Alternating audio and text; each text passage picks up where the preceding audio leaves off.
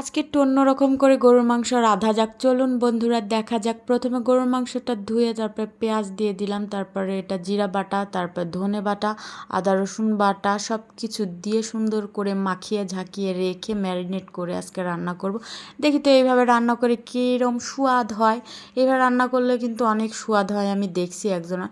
তারপর গরম মশলার গুঁড়ো, তারপরে লঙ্কা গুঁড়ো, হলুদ সব কিছু দিয়ে সরিষার তেল দিয়ে সুন্দর করে মাখিয়ে ঝাঁকিয়ে লবণটাই তো দিইনি, লবণটাও দিয়ে দিলাম। এবার সুন্দর করে মাখিয়ে ঝাঁকিয়ে এটা রেখে দিব 1 ঘন্টার জন্য ম্যারিনেট। এইভাবে একজন আমাকে বলছে এইভাবে গরুর মাংস রান্না করলে অনেক টেস্টি হয়। তো আমি তো সব রকম মশলা দিয়ে আস্তে আস্তে সুন্দর করে কড়াইতে কষিয়ে কষিয়ে রান্না করি, ওটা খেতেও ভালো হয়। তো এইভাবে একদিন দেখি আজকে রান্না করে কেমন হয়। তো এইভাবে সুন্দর করে মশলাটা মেখে আমি রেখে দিব এটা ম্যারিনেটের জন্য। তারপরে 1 ঘন্টা পর আসলাম, তারপর কড়াইয়ে সরিষার তেল, গরুর মাংস কিন্তু সরিষার তেল দিয়ে রান্না করলে অনেক মজা হয় খেতে। তারপর গরম মশলার জিরে ফোড়ন দিয়ে মাংসটা এখানে ঢেলে দিব। তারপর এখানে কিন্তু কোনো জল ইউজ করব না, শুধু আস্তে আস্তে কষিয়ে কষিয়ে মাংস থেকে যে জলটা বের হয়ে আসবে সেটা দিয়েই কষাবো। তারপরে একবারে একটু হালকা কুসুম গরম পানি ঝোলে দিয়ে দিব। তারপর সুন্দর মতো এটা কষাচ্ছে, এখানে থাক। এখানে আমি একটা মাছ রান্না করব, মানে মাছ দিয়ে ডাল দিয়ে, মুগের ডাল দিয়ে যেটা ঘাটি বলে সেটা। প্রথমে গরম মশলা ফোড়ন দিয়ে, জিরা ফোড়ন দিয়ে, পেঁয়াজ দিয়ে সুন্দর করে ভেজে নিচ্ছি। সবাই এই রান্না জানে, এটা আমার কাছে খুবই সহজ রান্না মনে হয়।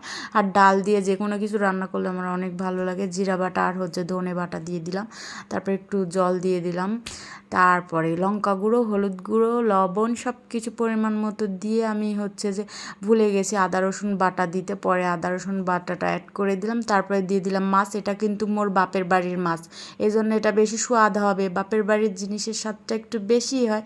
তারপর সুন্দর মতো ডালটা, সেদ্ধ ডালটা দিয়ে দিলাম, এটা ছিল মুগ ডাল। তো মুগ ডাল দিয়ে মাছের মাথা রান্না করলে খুব স্বাদ হয়। তো মাছের মাথা আমার কাছে ছিল না, মাছ ছিল, এই জন্য মাছই রান্না করলাম। তবে মাছের মাথা দিয়ে রান্না করলে আরও স্বাদ হতো।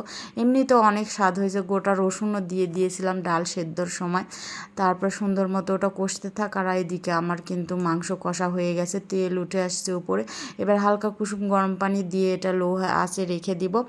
তারপরে ডালও হয়ে গেছে, এখানে ঝোল দিয়ে দিছি। তারপর একটু শসা কেটে নিচ্ছি, গরুর মাংসের সাথে কিন্তু সালাদ খেতে অনেক ভাল লাগে।